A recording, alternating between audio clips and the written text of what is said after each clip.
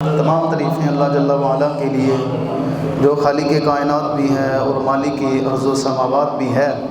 ریت کے ذروں، آسمان کے ستاروں، درختوں کے پتوں، بارش کے قطروں، بلکہ کائنات کی ایک ایک چیز سے بڑھ کر درود و سلام ہو ہم سب کے پیارے آقا مولا امام الانبیاء سید الانبیاء حبیب کبریا معصوم آمنہ احمد مجتبیٰ جناب حضرت محمد مصطفیٰ صلی اللہ علیہ وسلم پر، آپ کی پاکیزہ آل پر، آپ کے صحابہ پر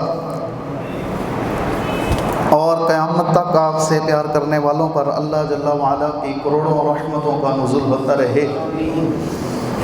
واجب الاحترام، آج جس ہستی کے بارے میں نذرانہ عقیدت چند منٹ کے لیے پیش کرنا ہے وہ ہیں مخزن جود و سخا، پیکر حلم و حیا، صاحب تسلیم و رضا، اہل حیا کا پیشوا، پیشوائے اغنیا، تاجدار اتقیا، حضرت سیدنا عثمان بن عفان رضی اللہ تعالی عنہ، جو داماد رسول بھی ہیں۔ حضرت سیدنا عثمان غنی رضی اللہ تعالی عنہ عرب میں مقتدر شخصیت تھے۔ سب سے زیادہ جو امیر تھے وہ حضرت سیدنا عثمان غنی رضی اللہ تعالی عنہ تھے۔ ایک ممتاز شخصیت تھی آپ کی۔ ایک دن مکہ المکرمہ کی گلیوں میں گزر رہے تھے، سب سے زیادہ خوشبو، قیمتی خوشبو حضرت عثمان غنی رضی اللہ تعالیٰ عنہ لگاتے تھے۔ چار چار لوگ آپ کا لباس اٹھا کر چلتے تھے اور خوبصورت تھے حضرت سیدنا عثمان غنی، اور اپنے حسن پر ناز کرتے تھے کہ میں اتنا بڑا حسین ہوں۔ چار چار خدام آپ کے ساتھ ہوتے تھے جنہوں نے آپ کے کپڑوں کو اٹھایا ہوتا تھا۔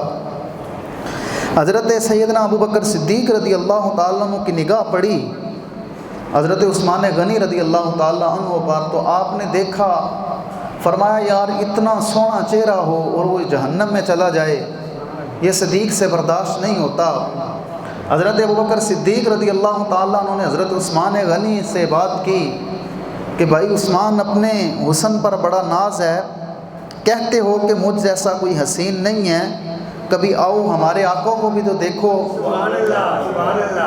اپنے حسن پر بڑا ناز ہے تمہیں، مکھ چند بدر شاشانی ہے، متھے چمک دی لاٹ، کالی زلف تے اکھ مستانی ہے، مخمور اکھی ہیں مد بھریاں، اس صورت نو میں جان آکھاں، اپنے آپ پر بڑا ناز کرتے ہو، کبھی ہمارے آقا و مولا کو بھی دیکھا ہے؟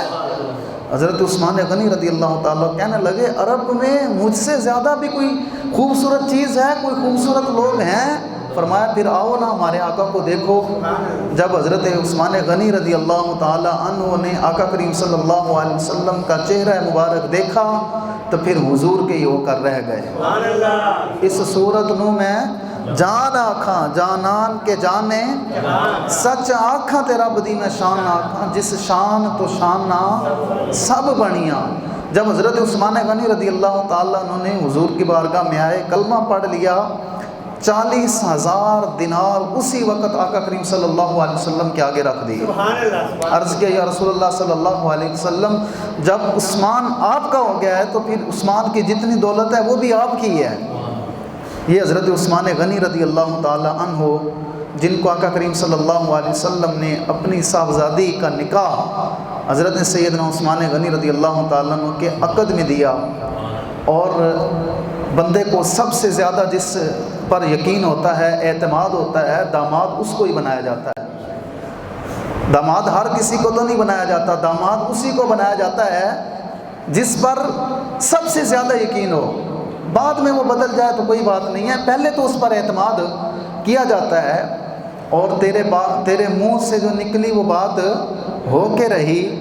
اعلیٰ حضرت عظیم البرکت فرماتے ہیں کہ آقا کریم صلی اللہ علیہ وسلم کی زبان پر میرا رب بولتا ہے، تو اللہ تعالیٰ نے یہ حکم ارشاد فرمایا کہ محبوب حضرت سیدنا رقیہ کا نکاح حضرت عثمان غنی رضی اللہ تعالیٰ عنہ کے ساتھ کر دو۔ حضرت عثمان غنی رضی اللہ تعالیٰ عنہ غزوہ بدر ہر موقع پر آقا کریم صلی اللہ علیہ وسلم کے ساتھ ساتھ نظر آئے، سب سے آگے نظر آئے حضرت عثمان غنی رضی اللہ تعالیٰ عنہ۔ غزوہ بدر کا موقع جب آیا تو آپ کی صاحبزادی حضرت سیدنا رقیہ رضی اللہ تعالیٰ عنہ آپ بیمار تھیں، تو آقا کریم صلی اللہ علیہ وسلم نے ارشاد فرمایا عثمان تم میری بیٹی کا خیال رکھو، بدر میں نہ جاؤ۔ عرض کیا یا رسول اللہ صلی اللہ علیہ وسلم جو بدر میں جائیں گے پھر ان کا مقام کیسے حاصل کروں گا؟ تو میرے آقا مولا نے فرمایا عثمان تم میری بیٹی کی خدمت کرو، بدر جتنا ثواب لے کے دینا یہ میرا کام ہے۔ بدر جتنا ثواب، جتنا ان کو ثواب ملے گا اتنا ہی عثمان ہے تمہیں جو ہے وہ ثواب ملے گا۔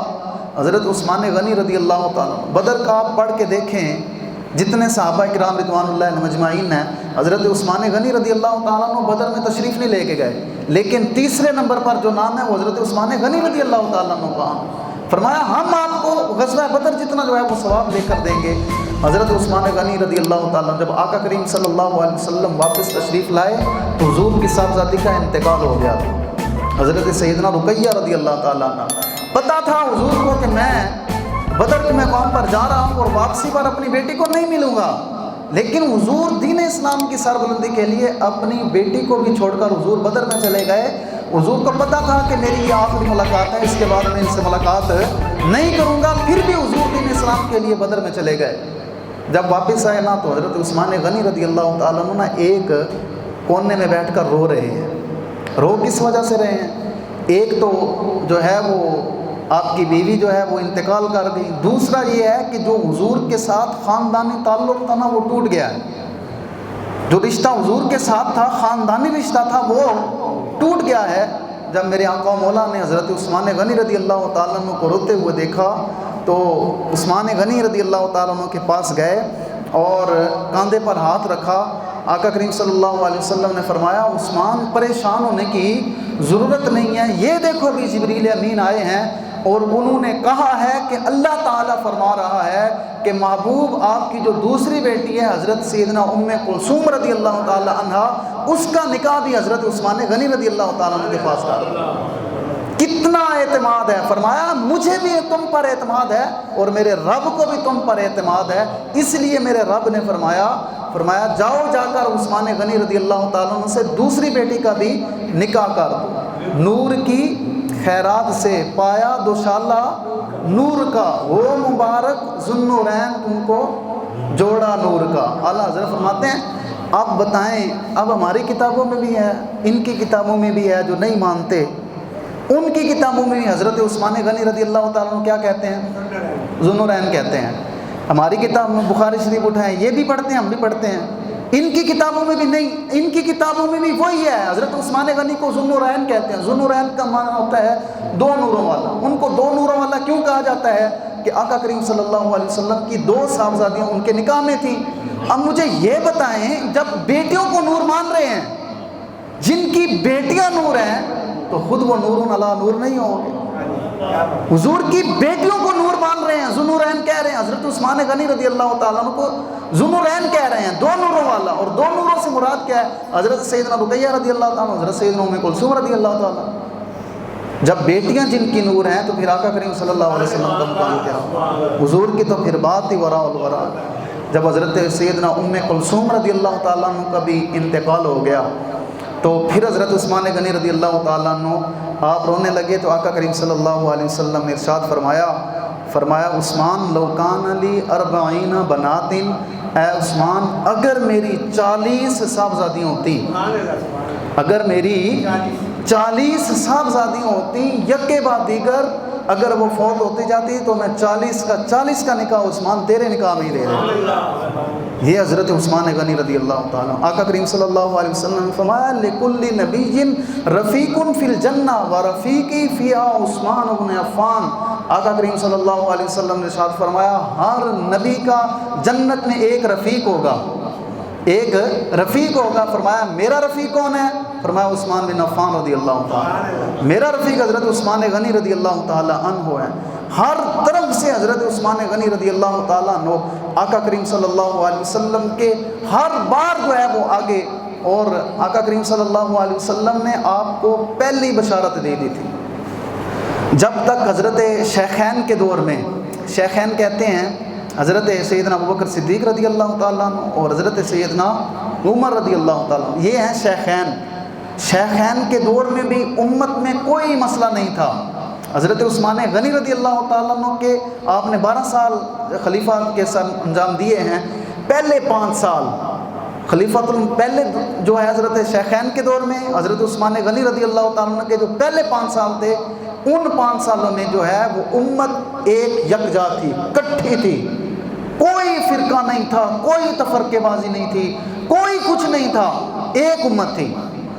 حضرت عثمان غنی رضی اللہ تعالیٰ عنہ کے پہلے 5 سال، اس کے بعد پھر ایران، عراق، شام سے جو ہے وہ حضرت عثمان غنی رضی اللہ تعالیٰ عنہ کے بارے میں سازشیں ہونے لگی۔ پھر حضرت عثمان غنی رضی اللہ تعالیٰ عنہ کی سیدھی سی 2 لفظوں میں اگر بات کہیں تو 18 ذی الحج کو حضرت عثمان غنی رضی اللہ تعالیٰ عنہ کو آپ کو شہید کیا گیا۔ تو یہ ایک سازش کے تحت اور تفرقہ بازی کی زد میں آ کر جو کلمہ پڑھنے والے تھے، نام نہاد مسلمان، غیروں سے پیسہ لے کر اتنا نقصان دین کو غیروں نے نہیں پہنچایا، اتنا نقصان کافر دین کا نہیں کر سکتے، نہ ہی ان کی جرت ہے۔ اتنا دین کو نقصان کافروں نے نہیں پہنچایا جتنا دین کو نقصان منافقوں نے پہنچانا ہے۔ لا الہ کا عبادت اوڑھ کر دین اسلام کو استعمال کر دین اسلام کی جو ہے وہ حضرت عثمان غنی رضی اللہ، بس یہی تفرقہ بازی یہیں سے شروع ہوئی حضرت عثمان غنی رضی اللہ تعالیٰ عنہ کے دور میں۔ حضرت سیدنا امام حسین رضی اللہ تعالیٰ عنہ کو 3 دن پیاسا رکھا گیا۔ سب یہ سناتے ہیں واقعہ کربلا، کتنا دردناک واقعہ ہے۔ 3 دن جو ہے وہ بھوکے اور پیاسے حضرت سیدنا امام حسین رضی اللہ تعالیٰ عنہ کو آپ کو جو ہے وہ شہید کیا گیا۔ حضرت عثمان غنی رضی اللہ تعالیٰ عنہ کو 40 دن تک پانی کا قطرہ بھی نصیب نہیں ہوا۔ 40 دن تک ہم حضرت امام حسین رضی اللہ تعالیٰ عنہ کی شہادت بیان کرتے ہیں، لیکن حضرت عثمان غنی رضی اللہ تعالیٰ عنہ کا واقعہ جو ہے وہ بھول جاتے ہیں۔ 40 دن تک بلوائیوں نے آپ کے گھر کا محاصرہ کیے رکھا، اور ایک قطرہ بھی پانی کا جو ہے وہ حضرت عثمان غنی رضی اللہ۔ اور عثمان غنی کون ہے؟ جب آقا کریم صلی اللہ علیہ وسلم مدینہ المنورہ میں تشریف لے کر آئے نا، تو بیر روما جہاں ایک یہودی کا کنواں تھا، وہ مسلمانوں کو کبھی پانی پینے دیتا تھا، کبھی نہیں پینے دیتا تھا۔ حضرت عثمان غنی رضی اللہ تعالیٰ عنہ کو پتہ چلا کہ یہ بیر روما ہے اور یہ یہودی کے پاس ہے، تو آپ اس یہودی کے پاس چلے گئے، کہنے لگے کہ یہ کنواں مجھے فروخت کر دو۔ تو وہ کہنے لگا نہیں نہیں، اس میں تو آپ قابض ہو جاؤ گے۔ تو آپ نے فرمایا چلو 1 دن مسلمانوں کو دے دو، 1 دن تم پانی پی لیا کرو۔ تو کہنے لگے ٹھیک ہے۔ وہ فروخت کرتا تھا، پانی بیچتا تھا۔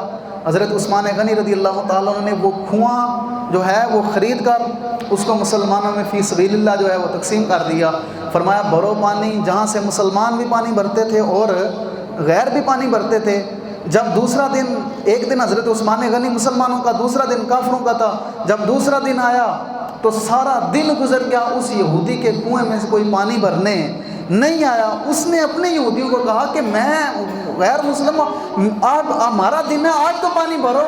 انہوں نے کہا جب عثمان جیسا سخی ہو پھر تمہارے پاس آنے کی ضرورت نہیں ہے، ہمیں پھر 1 دن ہی پانی مل جائے۔ پھر وہ یہودی حضرت عثمان غنی رضی اللہ تعالیٰ عنہ کے پاس آیا اور آ کر عرض کرنے لگا حضور دوسرا دن بھی آپ کا ہے، اس کے بھی پیسے دے دو۔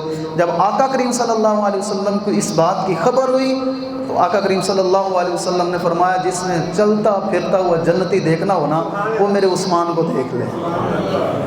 3-4 مرتبہ تو 2 مرتبہ تو حضرت عثمان غنی رضی اللہ تعالیٰ عنہ نے حضور سے جنت کو خریدا ہے۔ ایک تو ہوتا ہے نا چلو آقا کریم صلی اللہ علیہ وسلم، نہیں خریدنا جنت۔ آقا کریم صلی اللہ علیہ وسلم نے اعلان فرمایا تھا کون ہے جو ہے وہ جنت خریدنا چاہتا ہے غزوہ تبوک کے موقع پر، تو حضرت عثمان غنی رضی اللہ تعالیٰ عنہ کھڑے ہوئے۔ 100 اونٹ، 9 کروڑ اس وقت دین اسلام کی سر بلندی کے لیے 900 اونٹ حضرت عثمان غنی نے دیا، اور 1 اونٹ ابھی حساب لگائیں 5 لاکھ کا ہو گیا ہے۔ ہیں جی اس دور میں اگر حساب لگائیں تو 1 لاکھ کا بھی لگائیں تو 9 کروڑ جو تھا وہ آقا کریم صلی اللہ علیہ وسلم بھرے ہوئے اونٹ کا لے کے حضور کے پاس آگے سامنے کر دیے، اور جتنا دینار و درہم تھے وہ بھی حضور کے پاس آگے آ کے ڈھیر کر دیے۔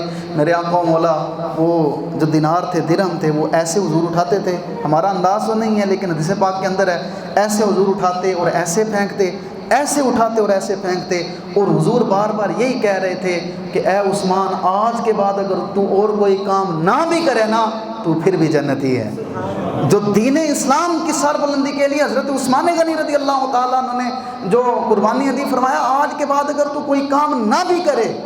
آپ حبشہ میں جب حضرت عثمان غنی رضی اللہ تعالیٰ عنہ 3 مرتبہ اپنی گھر والی کے ساتھ جو ہے وہ ہجرت کی ہے، آقا کریم صلی اللہ علیہ وسلم نے ساتھ ایک صحابی سے پوچھا، فرمایا یار بتاؤ جب عثمان غنی ہجرت پہ جا رہے تھے تو اس کا میری بیٹی کے ساتھ سلوک کیسا تھا؟ انہوں نے عرض کیا یا رسول اللہ صلی اللہ علیہ وسلم ہم نے دیکھا کہ حضرت سیدہ رقیہ یا حضرت سیدہ ام کلثوم وہ اونٹنی پر سوار تھی، اور نکیل جو ہے وہ حضرت عثمان غنی رضی اللہ تعالیٰ نے پکڑی ہوئی تھی۔ میرے آقا و مولا عشاء کی نماز کا وقت تھا، حضور عشاء کے وقت، صحابہ کہتے ہیں حضور عشاء کے وقت سے شروع ہوئے اور صبح فجر کی اذان تک حضور حضرت عثمان غنی کو دعائیں ہی دیتے رہے۔ ساری رات جو ہے وہ حضرت عثمان غنی رضی اللہ تعالیٰ عنہ کو میرے آقا و مولا نے دعائیں دی۔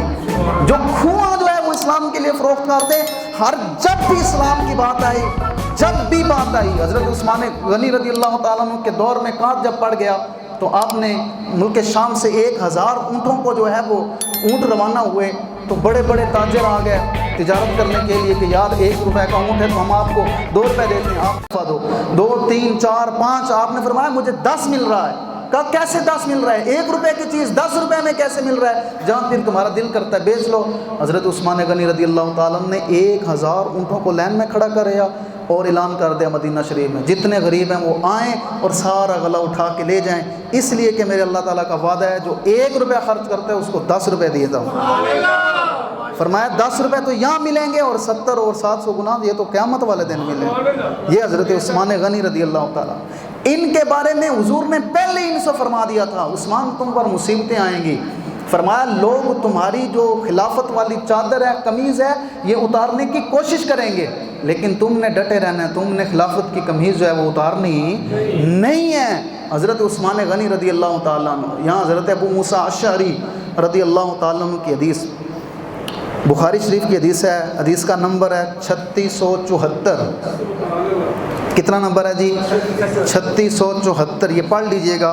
بخاری شریف میں حضرت ابو موسیٰ اشعری رضی اللہ تعالیٰ عنہ، حدیث بڑی مزیدار ہے، پہلے بھی میں نے سنائی تھی لیکن جب جب پڑھتا ہوں تو مجھے اس کا لطف دوبارہ آتا ہے۔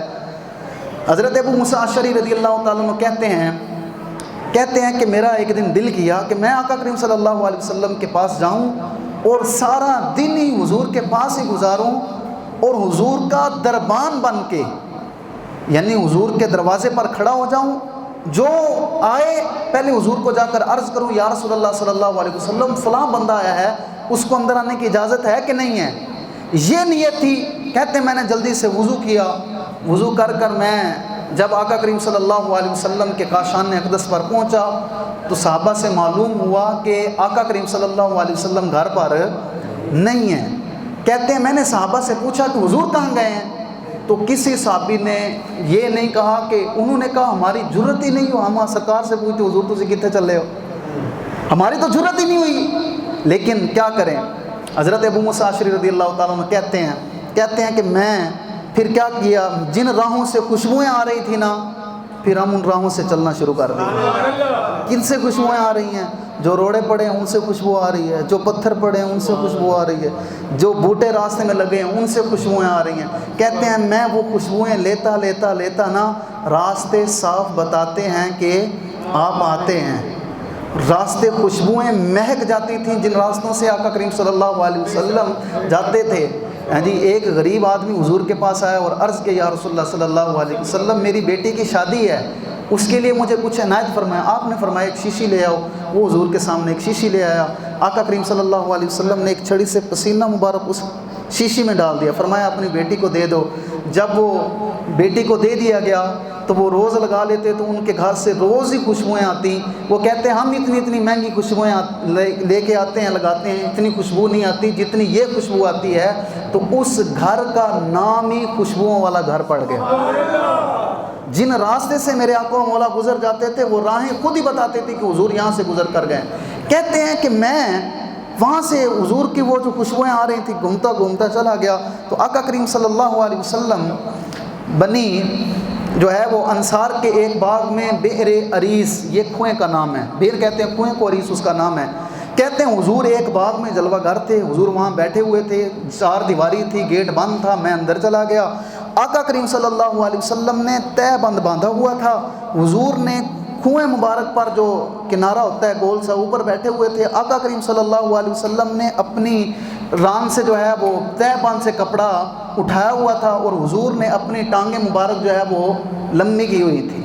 کنویں کے اندر جس طرح انسان بیٹھ جاتا ہے نا, ایسے حضور ایسے بیٹھے ہوئے تھے. میں حضور کے سامنے گیا اور عرض کیا, تہ بند باندھنا جو ہے وہ آقا کریم صلی اللہ علیہ وسلم کی سنت مبارک ہے. کہتے ہیں کہ میں جو ہے وہ آقا کریم صلی اللہ علیہ وسلم کے سامنے جا کر عرض کیا, سلام کیا. سلام کرنے کے بعد میں نے حضور سے عرض کیا, یا رسول اللہ صلی اللہ علیہ وسلم, میرا دل یہ چاہتا ہے کہ میں آج آپ کا دربان کھڑا ہو جاؤں. آقا کریم صلی اللہ علیہ وسلم نے فرمایا, اچھا تمہارا دل کر رہا ہے تو ٹھیک ہے, چلو دروازے کے سامنے جا کر کھڑے ہو جاؤ. کہتے ہیں میں کھڑا ہو گیا.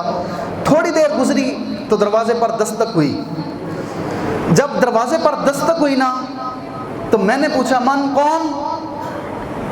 اب آگے سے جواب آیا, اب مجھے یہ بتائیں, آقا کریم صلی اللہ علیہ وسلم جہاں جاتے ہوں گے تو پیچھے پہلے سب سے کون آتے ہوں گے؟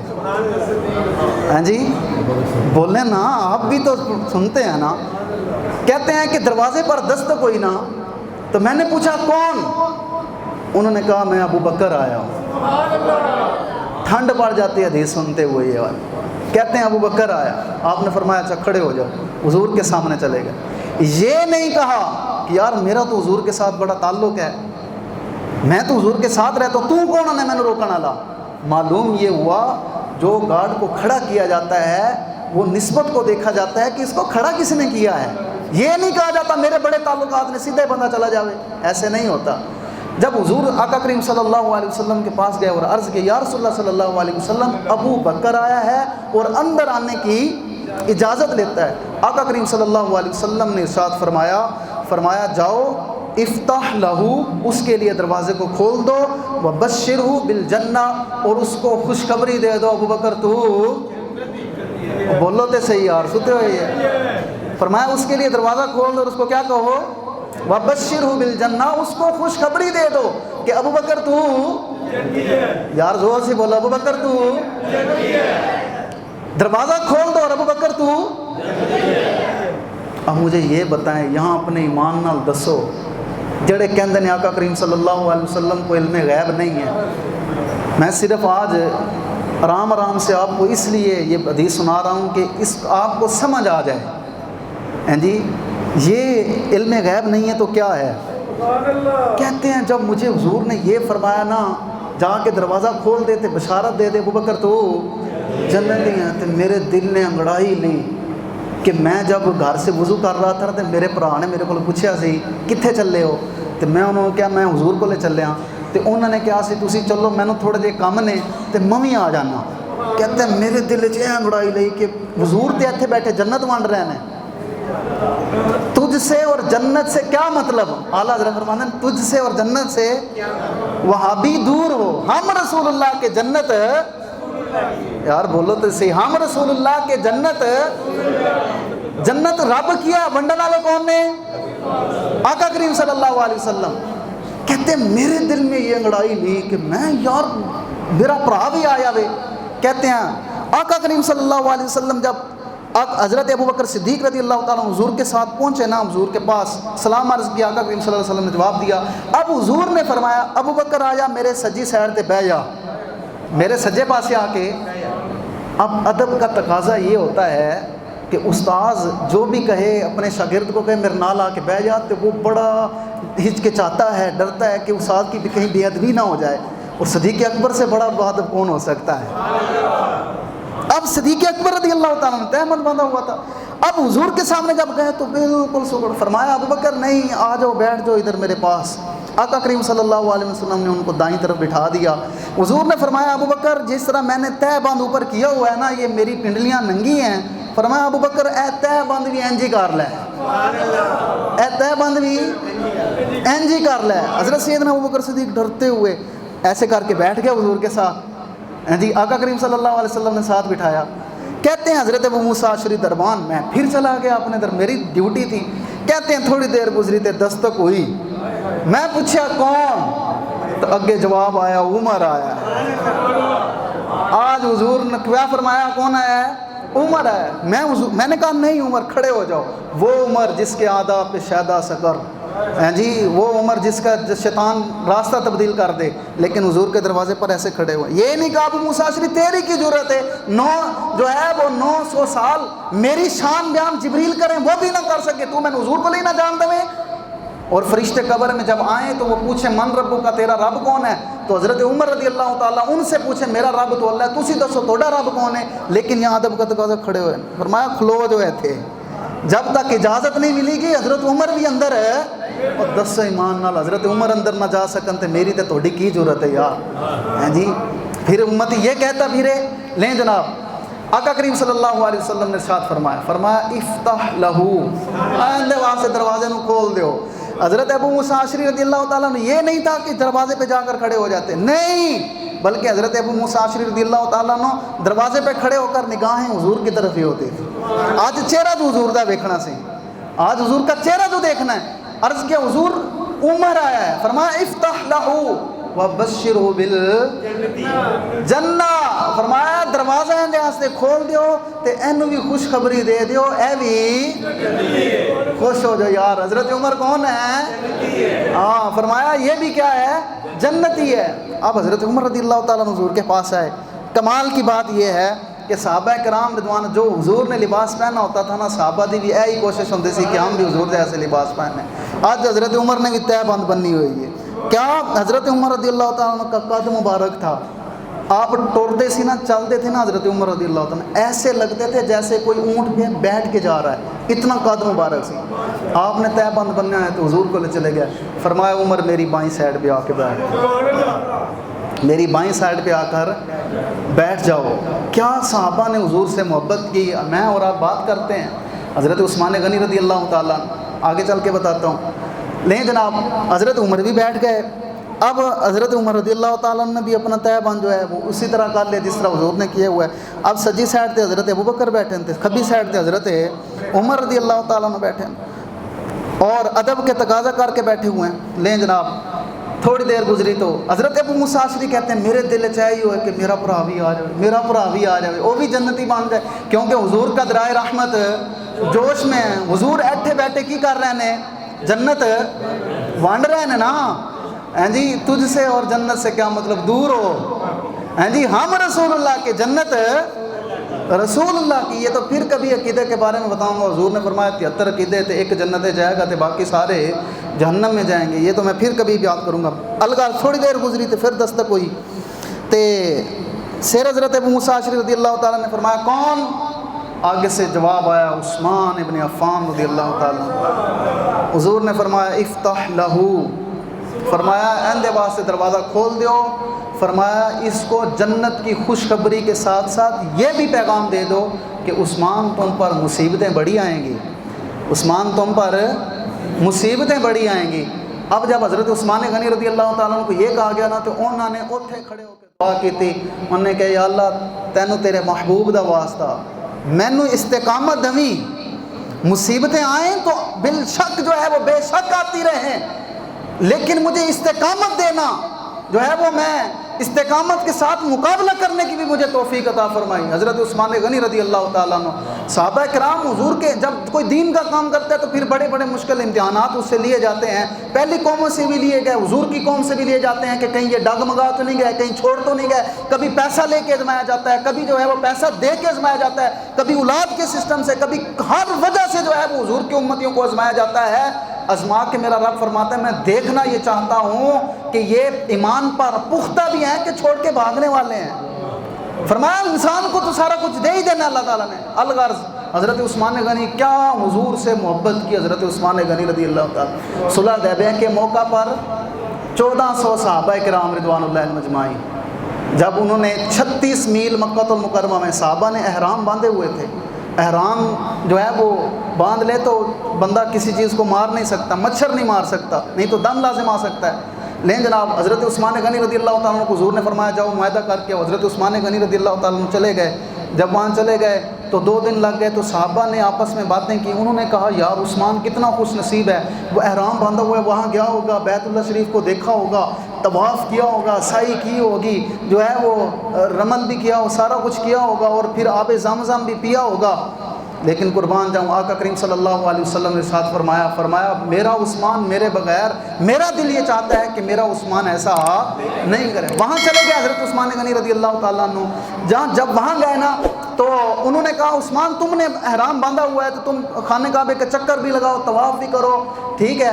تو آپ نے پتہ کیا فرمایا تم اس کعبے کی بات کرتے ہو، حاجی آؤ شہنشاہ کا کعبہ تو دیکھ چکے پر کعبے کا کعبہ دیکھو. کہتے ہیں یہ کعبہ حضرت عثمان غنی رضی اللہ تعالیٰ عنہ نے ایسے آنکھوں کے آگے نا ایسے کر کے ایسے آنکھوں کا فرمایا ہم اپنے آنکھوں مولا کے بغیر اس کعبے کو نہیں دیکھیں گے. 2 دن حضرت عثمان غنی رضی اللہ تعالیٰ عنہ وہاں رہ کے. یہ تو بات نا یہاں پر کہنے لگے میں یہ علامہ اقبال رحمۃ اللہ تعالی علیہ کی کتاب ساتھ لے کے آیا تھا. اعلیٰ حضرت نے فرمایا نا حاجیوں شہنشاہ کا روزہ دیکھو، کعبہ تو دیکھ چکے اب کعبے کا. اب جو مسٹر لوگ ہیں نا وہ نہیں مانتے، وہ کہتے ہیں یہ مولوی کی بات تھی، مولوی نے کر دی تو کیا ہو گیا. ہاں جی ہم بھی مولوی آپ بھی مولوی نے کر لیا تو کی ہو گیا. یہ تو ایک مولوی تھے انہوں نے کہہ دیا حاجی اور شہنشاہ کا روزہ دیکھو، کعبہ تو دیکھ چکے کعبے کا کعبہ دیکھو. اسی نہیں مانتے کیونکہ ہم ٹائی لگاتے ہیں، ہم جناب نکریں پہننے والے ہیں، ہم تو نہیں، ہم تو کسی مسٹر کی بات مانیں گے. تو میں نے کہا یہ چلو مسٹر اقبال کو بھی دیکھ لیں پھر، اس کو تو چلو مانتے ہیں. کہتے ہیں ہم مانتے ہیں. علامہ اقبال نے اس سے بھی آگے کی چھلانگ لگائی. ہاں جی ٹائم آج 5 منٹ اوپر لوں گا لیکن یہ بات میں نے سمجھانی ہے آپ کو. علامہ اقبال نے اس سے بھی آگے بات کی. علامہ اقبال پتہ ہے کیا فرماتے ہیں؟ اعلیٰ حضرت نے فرمایا نا کعبہ تو دیکھ چکے اب کعبے کا. علامہ اقبال کیا کہتے ہیں؟ کہتے ہیں تورے موجے از غبارے خانہ اش، تورے موجے از غبارے خانہ اش، کعبہ را بیت الحرم کا شانہ اش. اقبال کیا کہتے ہیں؟ یہ فارسی کا ذروکھا شعر ہے. کہتے ہیں آقا کریم صلی اللہ علیہ وسلم کا جو دولت خانہ ہے نا، خانہ گھر کو کہتے ہیں، جو دولت خانہ ہے نا اس سے جو اوپر گرد مبارک اڑتی ہے نا، گرد مبارک اڑتی، ان میں سے طور پہاڑ کیا ہے جہاں حضرت موسیٰ علیہ السلام اللہ تعالیٰ سے ہم کلام ہوتے تھے. اقبال کہتے ہیں آقا کریم صلی اللہ علیہ وسلم کے جو ہے وہ دولت خانہ ہے، اس کے اوپر جو غبار اڑتی ہے نا ان میں سے ایک غبار کا نام کوہ طور ہے. سمجھ آئیے تو سبحان اللہ آپ کو، نہیں بھی آئی تو پھر سبحان اللہ آپ کو. نہیں فرمایا تورے موجے از غبارے خانہ اش. آقا کریم صلی اللہ علیہ وسلم کے دولت خانے سے جو گرد و غبار اڑتی ہے ان غباروں میں سے ایک غبار کا نام کیا ہے؟ کوہ طور ہے. آگے کیا فرمایا؟ کعبہ را بیت الحرم کا شانہ اش، جو آقا کریم صلی اللہ علیہ وسلم کا آستانہ شریف ہے نا، جہاں آقا کریم صلی اللہ علیہ وسلم جلوہ گر ہیں، جو کاشانہ شریف ہے، کعبہ را بیت الحرم کا شانہ اش، جو آقا کریم صلی اللہ علیہ وسلم کا آستانہ شریف ہے نا، یہ کعبہ شریف کا بیت الحرم ہے. یہ کعبہ شریف کا بیت ہاں جی اعلیٰ حضرت نے یہی تو کہا انہیں جانا انہیں مانا نہ رکھا غیر سے کام، للہ الحمد میں دنیا کعبے کا کعبہ دیکھو. اور اقبال تو پھر اقبال ہی تھا، اقبال کو ہمیں اعلیٰ حضرت کے ساتھ تو نہیں ملا سکتے، اعلیٰ حضرت تو پھر اعلیٰ حضرت ہی ہیں. لیکن جناب حضرت عثمان غنی رضی اللہ تعالیٰ عنہ آگے، آقا کریم صلی اللہ علیہ وسلم نے فرمایا ان پر مصیبتوں کے پہاڑ آئیں گے. اب آگے آ گئے. اب چونکہ دائیں طرف حضرت ابوبکر صدیق تھے، بائیں طرف حضرت عمر رضی اللہ، جگہ یہاں پہ فل ہو چکی تھی. آقا کریم صلی اللہ علیہ وسلم نے فرمایا عثمان تو میرے سامنے بیٹھ جا. عثمان تو میرے، کیا منظر ہوگا وہ عثمان جس سے میرے رب کے فرشتے بھی حیا کرتے ہیں. آقا کریم صلی اللہ علیہ وسلم نے پنڈلی مبارک سے کپڑا ہٹایا ہوا تھا، حضرت ابوبکر آئے نہیں بند کیا، حضرت عمر آئے نہیں ہٹایا، لیکن حضرت عثمان غنی آئے تو جلدی سے پنڈلیوں پر کپڑا دیا. حضرت عائشہ صدیقہ رضی اللہ تعالیٰ نے کہا یا رسول اللہ صلی اللہ علیہ وسلم، جب حضرت ابوبکر صدیق آئے آپ نے ٹانگوں پر کپڑا جو ہے وہ نہیں ہٹایا، جو ہے وہ اوپر نہیں کیا۔ حضرت عمر ہے پھر بھی آپ نے ٹانگوں پر ایسے کپڑا رہنے دیا۔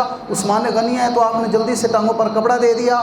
تو آقا کریم صلی اللہ علیہ وسلم نے فرمایا عائشہ میں اس سے کیوں نہ حیا کروں جس سے میرے رب کے فرشتے بھی حیا فرماتے، وہ حضرت عثمان غنی رضی اللہ تعالیٰ عنہ۔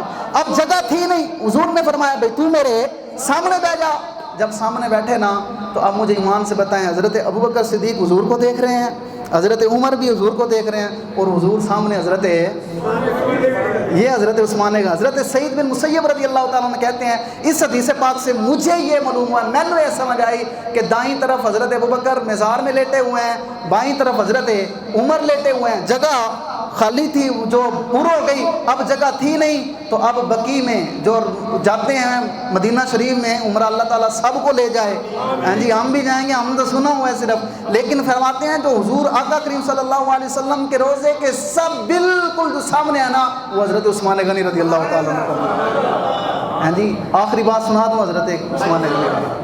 حضرت عثمان غنی، یہ ضروری بات ہے، آقا کریم صلی اللہ علیہ وسلم سب کا جنازہ پڑھاتے تھے، جو بھی آتا تھا حضور اس کا جنازہ ضرور پڑھاتے تھے، لیکن ایک بار ایک جنازہ آیا، آقا کریم صلی اللہ علیہ وسلم نے اس کا چہرہ دیکھا تو حضور نے فرمایا بھائی میں اس کا جنازہ نہیں پڑھانا۔ صحابہ نے عرض کیا حضور اگر کوئی اس کا قرض ہے تو ہم اس کا قرضہ ادا کرنے کے لیے تیار ہیں، حضور آپ جنازہ پڑھائیں۔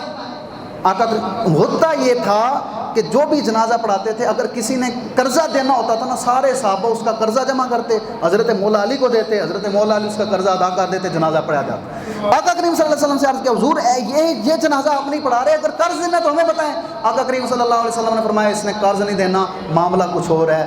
تو عرض کیا حضور پھر وہ معاملہ بتائیں کیا ہے؟ آقا کریم صلی اللہ علیہ وسلم نے فرمایا میرا رب نے پیغام بھیجا ہے، ابھی جبریل ہو کے گیا حضور اس کا جنازہ نہیں پڑھانا۔ کیوں نہیں پڑھانا؟ اس کے دل میں حضرت عثمان غنی رضی اللہ تعالیٰ عنہ کا بغض موجود ہے، جس کے دل میں عثمان غنی کا بغض ہو حضور اس کا جنازہ نہ پڑھائیں، اور جن دے دل ہے حضرت ابوبکر کا بغض آ جائے، حضرت عمر کا بغض آ جائے۔ سلام ہو یار ہمارے عقیدے پر، ہم صحابہ پہ غلام ہیں، اہل بیت کے بھی غلام ہیں، اور حضرت ابوبکر صدیق رضی اللہ تعالیٰ عنہ کے بھی غلام۔ اللہ تعالیٰ ہم سب کو عمل کی توفیق عطا فرمائے۔